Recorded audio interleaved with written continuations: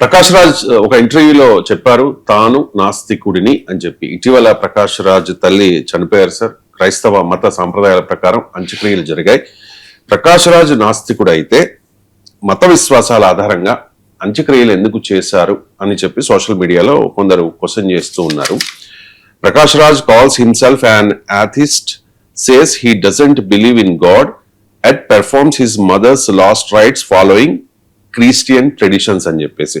So ఈ social మీడియాలో తనపై జరుగుతున్న ట్రోలింగ్ పై ప్రకాష్ రాజ్ కూడా స్పందించారు సార్. ఒక ట్వీట్ కూడా చేశారు, జస్ట్ ఆస్కింగ్ అంటూ. Yes, I don't believe in God, but my mother believed in her God. Who am I to deny her the right to be buried according to her belief? This is the basic respect we give one another. Will you hate mongering monsters understand this? Just asking అంటూ. Sir దీని మీద మీ comments. ఇప్పుడు Prakash Raj mother is not atheist. ఆమె తల్లి నాస్తికురాలు కాదు, Christian. ఆమెకి ఏ మతమైనా కానీ ఆమెకు మత విశ్వాసం ఉంది. సో ఆమె మత విశ్వాసాన్ని గౌరవించడం కొడుకుగా బాధ్యత కదా, అది మినిమం కర్టసీ కదా. ఇప్పుడు మరణానంతరం ఇప్పుడు ఉదాహరణకు నేను ఫస్ట్ టైం చెప్తున్నా మీకు, నాకు శరీర దానం ఇష్టం. అంటే మరణానంతరం నా బాడీని మెడికల్ కాలేజ్కి ఇవ్వాలి అని కోరిక. దాని మీద సంతకం కూడా రేపు పెడతాను కూడా. అది ఎందుకు అంటే నా జీవితం అంతా పరిశోధన, విజ్ఞానాన్ని శోధించడము, విజ్ఞాన అభివృద్ధికి ఉపయోగపడింది. సో నా మరణానంతరం నా భౌతిక కాయం కూడా విజ్ఞాన పరిశోధనకే ఉపయోగపడాలని నా కోరిక. సో నా జీవితం అంతా ఏం చేశానో జీవిత అనంతరం కూడా అదే చేయాలని కోరిక. సో నేను ఇప్పుడు నా బాడీ ఎవరికి వాళ్ళు ఎలా ఉండాలో నా కోరిక, ఇట్స్ మై రైట్. కానీ మా నాన్నగారు చనిపోయినప్పుడు 2018లో చనిపోయాడు. నేను మా నాన్నకు అంత్యక్రియలు చేశాం. మేమేమి బాడీ డొనేట్ చేయలేక కదా మెడికల్ కాలేజ్కు. వాస్తవంగా నా కోరిక మెడికల్ కాలేజ్ డొనేట్ చేయాలని. మా ఫాదర్ నన్ను అడిగాడు కూడా, అరే మరి అంటే అన్ని కర్మకాండ చేసి ఇవ్వచ్చారా అన్నాడు. అయితే మా నాన్న అది ఎంక్వైరీ చేయమన్నాడు. పాపం మా నాన్న, నువ్వు ఎంక్వైరీ చేయరా, నాకు కూడా ఇవ్వాలనే ఉంది, కానీ కర్మకాండ చేయకుండా ఇస్తే నాకు మళ్ళీ అని అది భయం ఉండే. సహజ భయాలు కదా మన సమాజంలో. సో కర్మకాండ చేసి కూడా ఇవ్వవచ్చా అని అడిగాను. అది తెలుసుకోలేకపోయాను. కొడుగ్గా నాన్న బతికుండగా మరణానంతరం కర్మకాండ చేసి మెడికల్ కాలేజ్ డొనేట్ చేయవచ్చా అని తెలుసుకోవటానికి నా మనసు ఒప్పుకోలే. సో ఎందుకంటే ఫాదర్ బతికుండగా నువ్వు అసలు ఆ మాట వినలేవు కదా. కానీ ఆయన చనిపోయాక ఏమీ చేయలేను కదా, ఆయన నిర్ణయం లేదు కదా. నేను అంత్యక్రియలే జరిపాను, తప్పేముంది అందులో. సో ఇప్పుడు రేపు నా జీవితానంతరం ఖచ్చితంగా ఇప్పుడే చెప్పేసాను, మా పిల్లలు కూడా చెప్పాను, అందరూ చెప్పారు. వాళ్ళు కూడా ఇదే, నువ్వు ఆ మాట ఎందుకు తీస్తాను నాన్న ఇప్పుడే అంటారు. అదే కరెక్టే రా, సైంటిఫిక్ ఎవరు జీవితాంతం 150 ఏళ్ళు బతకం కదా. ఇప్పుడు 30 ఏళ్ళు ఉంటా, 40 ఏళ్ళు ఉంటా కావచ్చు. ఎప్పుడో సరైతే మనిషి పోవాల్సిందే కదా. పోయినప్పుడు మీకు నా బాడీని మెడికల్ కాలేజ్కి డొనేట్ చేయాలి, దట్స్ మై లైఫ్ కోరిక. సో అవయవ దానము, శరీర దానము మంచిది, ఇక్కడ చాలా మంది చేస్తుంటారు. So that's a common thing. So medical కాలేజీలో ఇవాళ వైద్య విద్యార్థులకు మీకు దొరకడం లేదు బాడీస్. మీకు చాలా కాలేజెస్ లో 20-30 మంది కలిపి ఒక బాడీ ఇస్తారు. వాళ్ళు దాన్ని ఒక్కరో ఇద్దరో ప్రత్యక్ష అనుభవం ఉంటే మిగతా వాళ్ళు చూడాల్సిందే. There is a big scarcity of bodies. అనాథ వాటిని ఉపయోగిస్తూ ఉంటారు. సో అందువల్ల ఇదొక నా బిలీఫ్ ఉంది కదా అని చెప్పి మా నాన్న విషయంలో నేను చేయలేదు. ఎందుకంటే అది మా నాన్న నమ్మకాలు నేను గౌరవించాను. ఆయనకు లేదు కదా బాడీ డొనేట్ చేయాలి, ఆయన కంక్లూజన్కి రాలే కదా.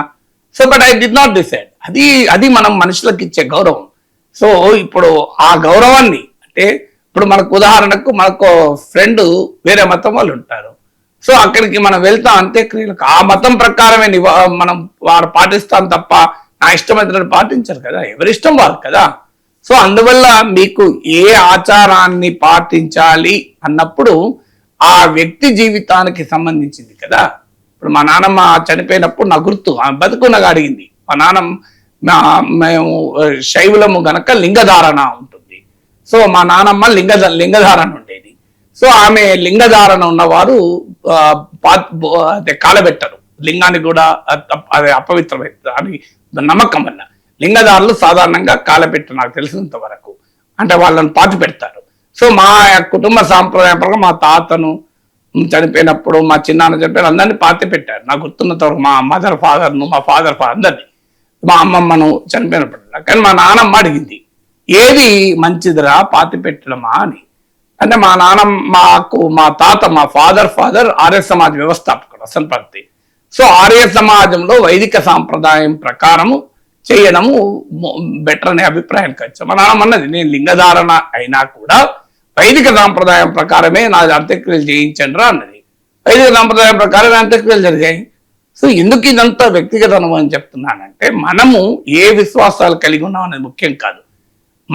మనం బాగా ప్రేమించే వ్యక్తుల విశ్వాసాలను గౌరవించడం కూడా ముఖ్యం. సో ఎందుకు మనం ఒక క్రిస్మస్, మన ఇప్పుడు అమెరికాలో ఉండేటువంటి మన హిందూ సోదరులు కూడా మీకు క్రిస్మస్ ట్రీ పెడతారు, మీకు ఈస్టర్ వేడుకల్లో పాల్గొంటారు, క్రిస్మస్ వేడుకల్లో పాల్గొంటారు. మీరు చాలా మంది అడగండి అమెరికాలో ఉన్న వాళ్ళను. అక్కడ ఈవెన్ హాలోవిన్ ఫెస్టివల్ అని జరుగుతుంది. అంటే ఇంటి ముందట ఇట్లా దయ్యాల బొమ్మలు పెడతారు.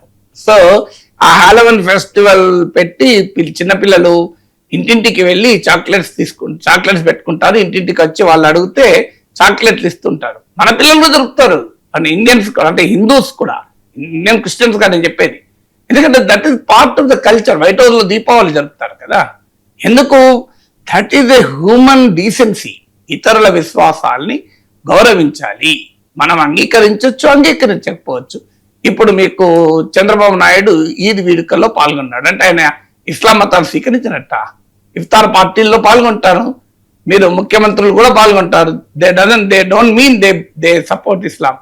క్రిస్మస్ వేడుకల్లో ముఖ్యమంత్రి పాల్గొనలేదా? అదేందుకు? ప్రధానమంత్రి తనకు తాను హిందుత్వవాది అని బ్రహ్మాండంగా చెప్పుకున్న ఈ నరేంద్ర మోడీ క్రిస్మస్ వేడుకల్లో పాల్గొంటారు కదా, మీరు గమనించండి. సో క్రిస్మస్ వేడుకల్లో ఆయన చాలాసార్లు పాల్గొన్నాడు. సో మరి ఎందుకు పాల్గొంటారు? That is the human greatness అండి. మనము ఇతరుల అందులో కన్నతల్లి విశ్వాసాలు గౌరవించకపోతే ఆయనే మనిషి అవుతాడండి. కన్నతల్లి విశ్వాసాలను గౌరవించి తన విశ్వాసాలను కూడా పక్కకు పెట్టి దానికి అప్రిషియేట్ చేయాలి మనం.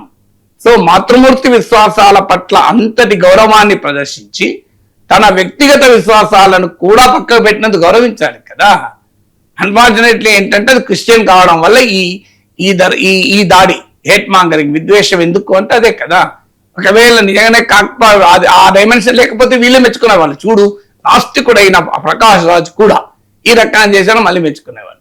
సో ఆయన ఆస్తికుడా నాస్తికుడా అది ప్రకాష్ రాజ్ అభిప్రాయం, మనకు సంబంధం లేదు. వాళ్ళ తల్లి నాస్తికురాలు కాదు, వాళ్ళ తల్లి క్రైస్తవ మత విశ్వాసాలు నమ్మారు, ఆ మత విశ్వాసాల ప్రకారం చేశారు, తప్పే ఉంది దాంట్లో. సో దానికి మాతృమూర్తి విశ్వాసాలను గౌరవించిన కొడుకు బాధ్యత కదా. సో అది కూడా వద్దని చెప్తే ఇంకేమున్నది? తండ్రి ఇచ్చిన మాట కొరకు అడవులకు వెళ్ళిన శ్రీరామచంద్రుని మనం దేవుడిగా పూజిస్తాం కదా. ఇప్పటికీ శ్రవణ కుమారుని కథ చెప్తాం కదా. So where are we going? ధర్మం కొరకు నిలబడితే మంచిదే కదా. తల్లికి గౌరవించడం, తల్లిదండ్రులే పరమేశ్వర్లు కదా. మీకు వినాయకుడు కుమారస్వామి కథ తెలవాలి ఈ హేట్ ట్రోల్స్ కు. సో కుమారస్వామి వినాయకుడు గణనాథుని పదవికి పోటీ పడతారు. అప్పుడు శివుడు కండిషన్ పెడతాడు, భూమి పైన ఉన్న పుణ్యనదులన్నింటిలో స్నానం చేసి పుణ్యక్షేత్రాలన్నింటినీ దర్శించుకొని ముందు ఎవరు వస్తారో వారికి గణనాయకుని పదవి అంటారు. కానీ కుమారస్వామి రువ్వుమని ఎగిరిపోతారు తన వాహనంలో. మన వినాయకుని వాహనమేమో కదలదు మెదలదు, పెద్దగా మూషిక వాహనుడు. వినాయకుని శరీర నిర్మాణం వల్ల కూడా సాధ్యం కాదంత వేగంగా ప్రయాణం చేయడం. అప్పుడు బుద్ధితో వివేకముతో వినాయకుడు ఆలోచిస్తారు. అందుకే మనం బుద్ధి వినాయక అంటాం.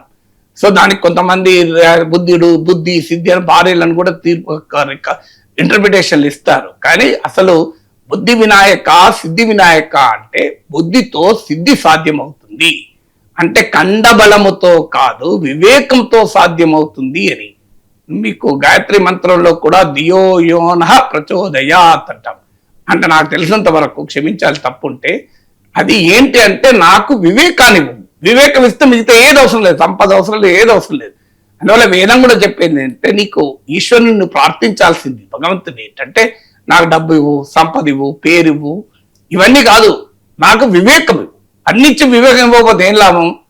వివేకం ఇస్తే మిగతా అన్ని ఆటోమేటిక్గా వస్తాయని. ఇది హిందూ ధర్మం నమ్మేది, ఇది మన వైదిక ధర్మం వేదం చెప్పేది. హిందూ ధర్మం నమ్మేది. మనం ఇవి మంచి చెప్పాలి ప్రజలకు. ఇంత గొప్ప చూడండి, ఇది ఇవాళ పొద్దున్నే చాగంటి గారు చూశాను నేను. ఆయన గొప్ప పాయింట్ చెప్పాడు, వేదంలో ఉన్నది ఏమన్నా అంటే ప్రత్యుపకారముందో వినోదము పొందాలి, సేవలో ఆనందాన్ని పొందాలి, అది కృష్ణతత్వము అని చెప్పాడు. శ్రీకృష్ణుడు మీకు భీష్ముడు అర్జునుడు యుద్ధం చేస్తుంటే భీష్ముడు బాణాలన్నీ శ్రీకృష్ణుడు తగులుతాయి, కానీ శ్రీకృష్ణుడు అందులో ఆనందం పొందాడు. ఆ సేవలో అంటే తాను సారథిగా అందిస్తున్న సేవలో ఆనందం పొందాడు. సో ఆయన మీకు కాళీయుణ్ణి కూడా ఆ సర్పం పైన తాండవ కృష్ణుడై నాట్యం చేసి అక్కడ ఉన్న రేపల్ల ప్రజల్ని కాపాడుతాడు. ఆ తర్వాత మళ్ళీ ఆ సర్పాన్ని కూడా కాపాడుతాడు. అంటే ఆ సేవలో వినోదం పొందాడు. నాట్యం చేసింది ఎంటర్టైన్మెంట్ కొరకు కాదు, తాండవ కృష్ణుడుగా ఉన్నది ఎంటర్టైన్మెంట్ కొరకు కాదు. అందువల్ల సేవనే వినోదముగా, సేవనే ఆనందంగా భావించడం కృష్ణతత్వము, అది వేదము చెప్పింది అని పొద్దున్న జాగ్రత్తగా చెప్పారు. అది ఎంత గొప్ప మాట చూడండి. సో నిజంగా ఇలాంటివి చెప్పాలి మనకు. ఇప్పుడు అందులో మంచిది, అన్ని ఉపనిషత్తులు చెప్తాయి, మంచి ఆలోచనలు అన్ని వైపుల నుంచి రానియండి అని. సో మాతృమూర్తి విశ్వాసాలను గౌరవించడం మంచిదా చెడ్డదా నాకు చెప్పండి. తల్లి విశ్వాసాలను గౌరవించడం మంచిదని హిందూ ధర్మం చెప్పదా? తల్లిదండ్రుల కొరకు తల్లిదండ్రుల మాటలను నమ్మాలి, పాటించాలి కదా. అందుకే కదా దశరథుని ఆదేశానికి శ్రీరామచంద్రుడు అడవులకు వెళ్తాడు, తండ్రి మాట నేను కాదనను అంటాడు కదా. అందువల్ల మనం ఏ ధర్మాన్ని పాటిస్తున్నాం, మనం ఏ ధర్మాన్ని ఆచరిస్తున్నాం, చెప్పేదేంటి చేసేదేంటి? మనం చెప్పేదేమో గొప్ప నీతులు, ఇతరుల విషయంలో మనం అనుసరించే పద్ధతిలోమో ఈ విద్వేషపు అగ్నిని ఎందుకు ప్రజ్వలన చేస్తారు? ఏంటంటే ప్రకాష్ రాజ్ ఇది యాంటీ మోడీ, యాంటీ బీజేపీ కనుక yes that is his opinion. ఆయనకి ఈ రాజ్యాంగం భావప్రజ్ఞ స్వేచ్ఛనిచ్చింది. అది నరేంద్ర మోడీ వల్ల రాలే, రాహుల్ గాంధీ వల్ల రాలే, అది భావప్రజ్ఞ స్వేచ్ఛ భారత రాజ్యాంగం ఇచ్చింది. ఆ రాజ్యాంగానికి అనుగుణంగా ఆయన అభిప్రాయం చెప్తున్నాడు. ఆ అభిప్రాయం నచ్చకపోతే విభేదించు, ప్రశ్నించు, ఖండించు, నాకు ఎవరికి అభ్యంతరం లేదు. But he has a right to have his opinion. ఆ బేసిక్ హ్యూమన్ డీసెన్సీ, ఆయనకు భావాన్ని చెప్పుకునే హక్కు ఉంది, ఆయనకు విశ్వాసాలని కలిగి ఉండే హక్కు ఉంది, విశ్వాసాలను కలిగి ఉండని హక్కు కూడా ఉంది. అది కూడా భారతీయ తాత్విక చింతనే. భారతీయ తాత్విక చింతనలో చార్వాకులు కూడా, నాస్తికవాదం కూడా ఒక తాత్విక చింతనే. మీకు మాధవాచార్యుని సర్వధర్మ సంగ్రహం చూడండి, అందులో చెప్తారు అన్ని రకాల మీకు భారతీయ సాంస్కృతిక భారతీయ తాత్విక వారసత్వంలో మీకు సాంఖ్య, యోగ, బౌద్ధ, జైన ఇలా మీకు ద్వైత, అద్వైత, విశిష్ట ద్వైత, మీమాంస, అందులో భాగం Charvaka is the first Indian materialist philosophy అది.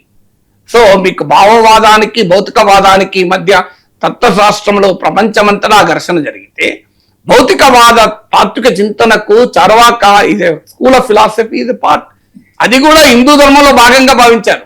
హిందూ థాట్ లో భాగంగా, హిందూ ఫిలాసఫికల్ థాట్ లో, ముఖ్యంగా ఇండియన్ ఫిలాసఫికల్ లెగసీలో చార్వాక కూడా భాగం. అంటే ప్రకాష్ రాజ్ నాస్తికత్వము కూడా భారతీయతే, మనకు అర్థం కావాలని. ఆ భారతీయ తాత్విక చింతనలో భాగం అది. సో ఆయన తల్లి విశ్వాసాలు గౌరవించాడు. వి షుడ్ అప్రిషియేట్ కదా.